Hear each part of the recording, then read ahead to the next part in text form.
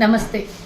2 రోజుల నుంచి దేశంలో ఉన్నటువంటి ప్రతి సోషల్ మీడియాలో అతలాకుతలం అవుతున్నటువంటి మోదీ గారి ప్రసంగం, రాజస్థాన్లో చేసినటువంటి ప్రసంగం, దేశంలో మత విద్వేషాలను రెచ్చగొట్టే విధంగా మాట్లాడినటువంటి మోదీ ప్రసంగం, ప్రధానమంత్రి స్థానంలో కూర్చున్నటువంటి మోదీ ఇలాంటి వివాదాస్పదమైనటువంటి వ్యాఖ్యల్ని చేయడం ఎంతవరకు కరెక్టో ఒకసారి దేశంలో ఉన్నటువంటి ప్రతి ఒక్క హిందూ, ముస్లిమ్స్, ఎక్కువ ఈసాయి మైనార్టీ సోదరులందరూ ఒక్కసారి ఆలోచించాల్సినటువంటి అవసరం ఉన్నది. అసలు 2006 డిసెంబర్ 9వ తారీఖున ఆనాటి ప్రధానమంత్రి అయినటువంటి మన్మోహన్ సింగ్ గారు దేశ సంపదను దోచి మరి దేశంలో ఉన్న బంగారాన్నంతా ముస్లింల కుటుంబాలకు అందజేస్తామని మాట్లాడినారు అని మరి ఒక గత ప్రధానమంత్రిని ఆ విధంగా అవమానించడం ఎంతవరకు కరెక్టో ఒక్కసారి చూడాలి. కేవలం ఆయన ప్రసంగాన్ని అంతా వదిలేసి 19 సెకండ్ల ఆయన మాట్లాడినటువంటి వీడియోని కట్స్ చేసి ఈరోజు సోషల్ మీడియాలో అప్పటి నుంచి ఇప్పటి వరకు కాదు, 2006 డిసెంబర్ 9వ తారీఖు నుంచి ఇప్పటి వరకు దాన్నే ట్రోల్ చేస్తూ సోషల్ మీడియాలో బతికినటువంటి వీళ్ళు ఈరోజు ఒక ప్రధానమంత్రి డైరెక్ట్గా వేదిక మీద ఈ విధంగా మరి దేశంలో రెచ్చగొట్టే వివాదాస్పదమైనటువంటి మాటలు మాట్లాడడం ఎంతవరకు కరెక్టో ఒక్కసారి ఆలోచించాల్సినటువంటి అవసరం ఉన్నది. అసలు ప్రధానమంత్రి ఆనాడు మాట్లాడినటువంటి మాటలు, ఈనాటి ప్రధానమంత్రి చెప్పినటువంటి మాటలకు ఎక్కడ కూడా అసలు పొంతన లేదు. ఆనాడు వారు మాట్లాడినటువంటి మాటల్లో, ప్రసంగంలో అసలు భాష అర్థము తెలిసింటే ఇలాంటి మాటలు మాట్లాడరు. అన్ని వర్గాలకు చెందినటువంటి హిందూ, ముస్లిం, మైనార్టీలు, పేదవాళ్ళు, ఆదివాసులు, దళితులు, గిరిజనులు, మహిళలు, ఈ విధంగా అన్ని వర్గాల వాళ్ళకి సమన్యాయం జరగాలి. అందులో మరి ముస్లిమ్స్ కూడా ఉన్నారు అనే మాటని ఒక మాట మాట్లాడితే దాన్ని తీసుకొని వచ్చి దేశ సంపదనంతా ముస్లింలకు అంటగడతారు, ముస్లింలకు ఇస్తారనే మాట మాట్లాడినటువంటి మోదీ ఈరోజు ఏదో మీ సోషల్ మీడియాలో మీరు బతకడం కోసం, మీరు గెలవడం కోసం అబద్ధాల ప్రాపగండ చేస్తున్నారు. దాన్ని తీసుకొని వచ్చి ఒక ప్రధానమంత్రి ఈ విధంగా మాట్లాడితే అసలు ఆయన మీద ఈసీ యాక్షన్ తీసుకోకుండా ఎందుకు ఊరుకుందో ఇన్నాళ్ళు నాకు అర్థం కావట్లేదు.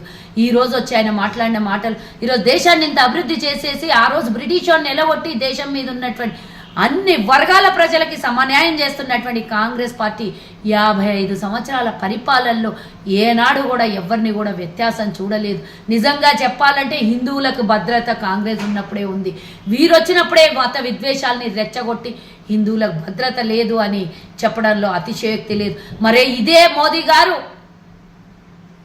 ముస్లిం సోదరులకు హజ్ గురించి మాట్లాడిండు.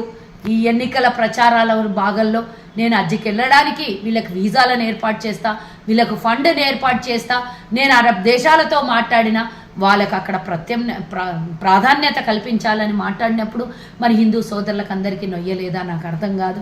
మరి నీకు అవసరం ఉన్నప్పుడు రాజకీయంగా ఒక రకంగా మాట్లాడుతావు, రాజకీయం ఓట్ల కోసం ఒక రకంగా మాట్లాడుతావు, హిందూ ఓట్లు కావాలన్నప్పుడు ముస్లింలను తిడతావు, ముస్లిం ఓట్లు కావాలన్నప్పుడు మరి వాళ్ళకి అన్నీ చేసినాము, ఆ యాత్ర కోసం గతంలో ఎవరు చేయనంత మేము చేస్తున్నామని చెప్పినప్పుడు నీకు అసలు ముస్లిమ్సే అవసరం లేనప్పుడు, వాళ్ళ భాగస్వామ్యమే లేనప్పుడు, వాళ్ళు ఈరోజు దేశంలో ఒక ఓటర్ అని నువ్వు గుర్తించకుండా అవహేళన చేస్తున్నప్పుడు మరి నువ్వెందుకు ఆ రోజు ఎన్నికల ప్రచారంలో ఈ విధంగా వాడుకున్నావో ముస్లిం సోదరులని ఒక్కసారి చెప్పాల్సినటువంటి అవసరం ఉన్నది.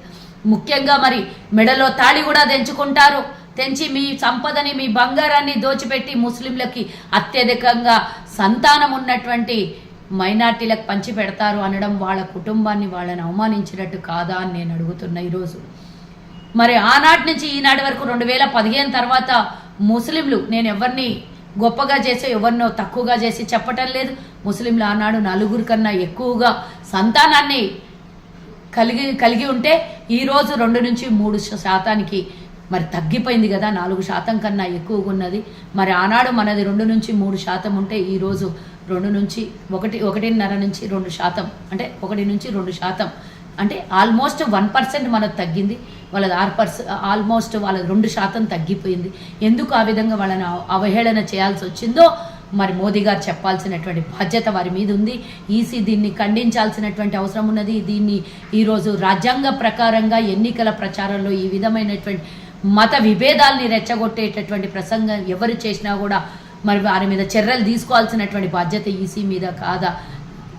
ఏ రకంగా చూసినా కూడా ఈరోజు దూరదర్శన్ అనే ఛానల్లో లోగో మరి జనరల్ లోగోని తీసుకొని వచ్చి ఈరోజు కాషాయ లోగో చేసినటువంటి వీళ్ళకి ఈసీ ఎన్నికల కోడ్ ఎందుకు వీళ్ళని ప్రశ్నించట్లేదు, దాని మీద ఎందుకు వాళ్ళ మీద యాక్షన్ తీసుకోవట్లేదు అనేది కూడా ఒక రకంగా ఆలోచించాల్సినటువంటి అవసరం ఉన్నది.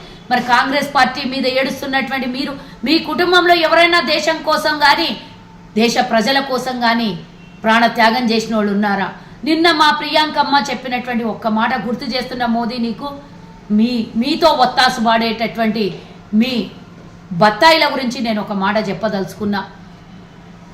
బాబు, దేశం కోసం ప్రాణాలు అర్పించినటువంటి కుటుంబాలు కాంగ్రెస్ కుటుంబాలు.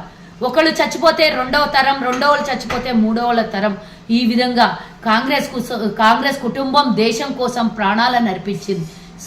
సోనియా గాంధీ తన తాళినే ఈరోజు మరి దేశం కోసం త్యాగం చేసింది. అంటే రాజీవ్ గాంధీ చేసినటువంటి ఈరోజు దేశం కోసం త్యాగం చేసుకున్నటువంటి కుటుంబంలో ఈరోజు సోనియా, రాహుల్ మరి 4వ జనరేషన్లో ఉన్నారు. ఇప్పటి వరకు వాళ్ళ కుటుంబం త్యాగాల కుటుంబమే తప్పించి మీ లోపల ఆర్ఎస్ఎస్ వాళ్ళు కానీ ఇంకెవరన్నా కానీ బీజేపీ వాళ్ళు కానీ దేశం కోసం ఆనాడు బ్రిటిష్ వాడితో మొదలు పెడితే ఈనాడు వరకు ఏ ఒక్కలైనా పోరాటం చేసినేమో ఒక్కసారి చూపియాలి. ఈ విధమైనటువంటి ప్రసంగాలు చేస్తే, ఈ విధమైనటువంటి అనుచితమైనటువంటి వ్యాఖ్యలు చేస్తే, ఈ విధంగా వీడియోలు కట్ చేసి మీ ఇష్టానుసారంగా ట్రోల్ చేస్తే మాత్రం చూస్తూ ఊరుకునేది లేదు. ఈసీ కూడా మేము అడుగుతున్నాం, ఇమీడియట్గా మోదీ గారి మీద వాళ్ళు ఈ విధంగా ట్రోల్ చేస్తున్నటువంటి వీడియోల మీద కూడా యాక్షన్ తీసుకోవాలి ఇమీడియట్గా అని చెప్తున్నాం. ఈ విధమైనటువంటి తప్పుడు ప్రచారాలు చేస్తే ఈ ఎన్నికల్లో మీ తాట తీసేది ఈరోజు యువత, మహిళలు, అన్ని వర్గాల ప్రజలు తీస్తారని మాత్రం ఒక్కసారి గుర్తుంచుకోవాల్సిందిగా యావతి బీజేపీ పార్టీ నాయకులకు తెలియజేస్తున్నాను. ముఖ్యంగా మోదీ గారు ఇంకోసారి నోరు జారీ అయినా సరే, వాంటెడ్లీ అయినా సరే ఇలాంటి మాటలు మాట్లాడితే ఊరుకునేది లేదు అని తెలియజేస్తున్నాను.